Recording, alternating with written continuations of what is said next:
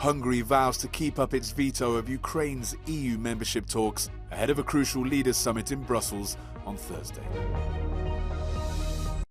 The draft text of the COP28 final agreement urges countries to reduce the use of fossil fuels, but falls short of calling for a total phase-out. Israel's Prime Minister calls on Hamas fighters to surrender as the WHO decries what it says is a catastrophic situation in Gaza. Tensions are growing in the EU over Hungary's resistance towards opening up Ukraine's membership talks to join the bloc. At a meeting of EU foreign affairs ministers on Monday, Hungary dug its heels in on the issue, angering many other member states that would like to speed up Ukraine's accession process. The only way I can read Hungarian position, not just on Ukraine, but on many other issues, is that they are against Europe and everything that Europe stands for. At a crucial summit of EU leaders in Brussels on Thursday, the issue of membership will be debated, and also on giving Ukraine an additional €50 billion in financial support, a lifeline for a country defending itself against Russia's invasion. Hungary is currently blocking both issues. Ukraine's Foreign Minister Dmytro Kuleba, who was also in the Belgian capital, says the stakes are very high for both sides. I cannot imagine, I don't even want to talk about the devastating consequences that will occur shall the Council fail to make this decision, not only with regard to Ukraine, but in a broader sense on the issue of enlargement as a whole. But Hungary is vowing to maintain its veto as it says Kiev is not ready to join the EU, blaming the European Commission for making what it calls a false evaluation of the situation in Ukraine. Az álláspontunk világos. Jelenleg nem adott a helyzet arra, nem kész a helyzet arra, hogy az Európai Unió Ukrajnával csatlakozási tárgyalásokat kezdjen. És ez nem egy taktikai pozíció a részünkről, hanem ez egy megalapozott pozíció. Kiev says it's fulfilled the EU's demands to begin talks in record speed, particularly in regard to the fight against corruption and justice reforms.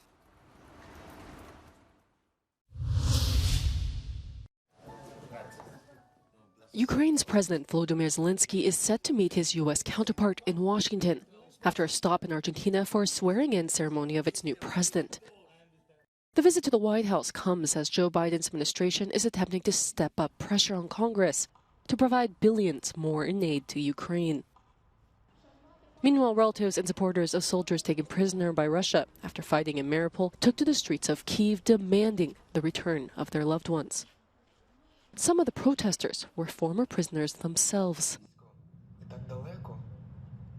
Важливо по кільком причинам. По-перше, щоб привернути увагу світу, а саме світ може якимось чином вплинути на Російську Федерацію, щоб вони віддали нам наших військовополонених. As fighting continues on the ground in Ukraine, Zelensky had what he described as a frank conversation with Hungary's prime minister. This comes as Viktor Orban has threatened to block more aid from the European Union to Kyiv and has previously opposed starting accession talks for Ukraine to join the bloc.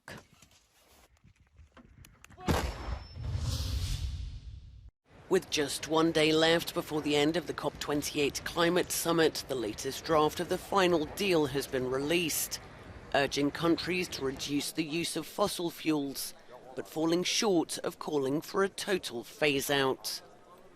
The talks in Dubai have highlighted deep divisions between countries on the role of oil, gas and coal, the main source of greenhouse gas emissions that scientists blame for global warming. We are now here to discuss two issues. One, how high is our ambition on mitigation? And two, are we willing to back this transition with the proper means of support to deliver it? A coalition of more than 80 countries has been pushing for an agreement that includes language to phase out fossil fuels. But they face tough opposition from oil-producing countries, despite the fact scientists say it's crucial to slow down global warming. If we put more stuff into the air, the planets will boil. And that is what we're here to prevent. Delegations are meant to be reaching a deal that's in line with capping warming by 1.5 degrees Celsius above pre-industrial levels, as agreed in Paris in 2015. Not only is that goal not close, but countries have failed to meet almost all of their commitments.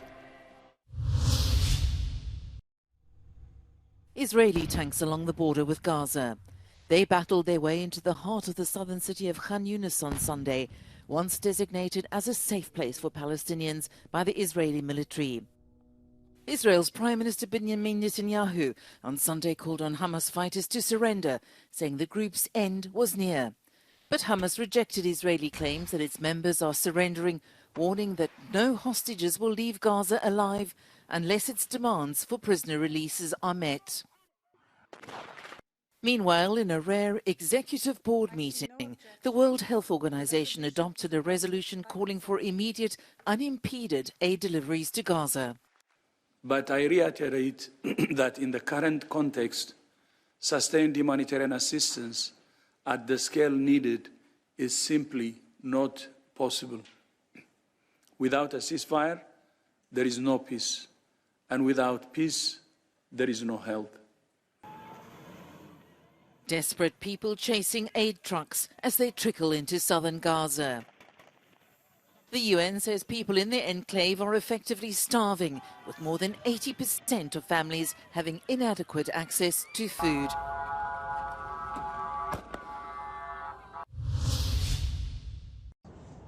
Along the east coast of England, people's homes are disappearing. The relentless force of the sea causing rapid coastal erosion at an accelerating and alarming pace. There was like 2 or 3 roads. You'd have to go up and down the dunes 2 or 3 times to actually get to the sea from here. And there's that amount that's gone. And now we're just a few metres away. Yeah. An increase in storm surges, intensified by increasingly erratic weather patterns, are devastating the sandy cliffs along this coastal stretch. Metres of land recently plunged over the edge. The local council now poised to dismantle the newly abandoned homes closest to the cliffside of this sea-battered village. This is somebody's driveway, and until very recently it led to a road that connected to homes along this beachfront. But now that road is on the beach. These homes are just metres away from the same fate. Local people say coastal erosion is speeding up rapidly. It is climate change itself. That's what's going to tear not only this nation apart, but many others. And those that are able to survive it will be those that have organised for it now. Experts are warning local governments and nations must brace for the challenges ahead. Over time, those storms will be more extreme, in line with the changes that we expect with climate change. So we need to be prepared for that, and we need to understand how to prepare communities in the long run to be able to be resilient and withstand those kind of events. Coastal communities across Europe face an uncertain future as climate change speeds up erosion. Luke Hanrahan, Euronews, Norfolk. The UK's Prime Minister has apologised to families of pandemic victims ahead of a public inquiry into the government's handling of the crisis. Thank you for having me here. Rishi Sunak, who was Finance Minister at the time, is facing questions over whether his Eat Out to Help Out scheme to help the struggling hospitality sector at the time spurred on the spread of coronavirus. The government-backed initiative encouraged people to visit restaurants in August 2020 by picking up a chunk of the bill. Outside, protesters say at the time he gave people a false sense of security. In response to a wave of hooligan violence at football matches, Greek authorities have announced Liga Cup and European Games will now take place behind closed doors. The ban will run until February 12 next year. The government says it's taken action to prevent the unrest spreading to other sports. Δεν θα επιτρέψουμε να συνεχιστεί το παράδοξο εκατομμύρια φιλάθλων να πληρώνουν την εγκληματική συμπεριφορά νοσηρών μειοψηφιών. Είναι επιτακτική ανάγκη να μπει ένα τέλος στην εγκληματική δράση οργανωμένων στρατών, οι οποίοι κατά καιρούς εντός εισαγωγικών ανακαλύπτουν το βόλεϊ ή το handball, μολύνοντας ακόμα και τον αριστεχνικό αθλητισμό. The clampdown follows a particularly severe outbreak of violence, during which a police officer was badly injured and remains in intensive care. Greek football has been plagued by sporadic bouts of football hooliganism through the years. The United Nations has urged world leaders to revive the spirit of the Universal Declaration of Human Rights, as the international body marks the 75th anniversary of the landmark text.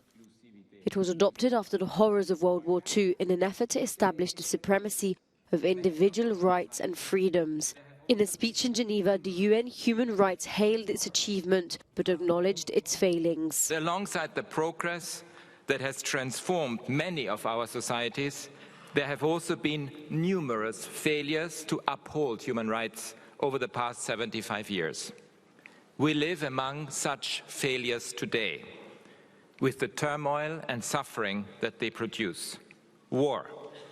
The Assembly observed a moment of silence for millions of victims of rights violations around the world. They include people caught in the current wars in the Middle East and Ukraine and other global conflicts.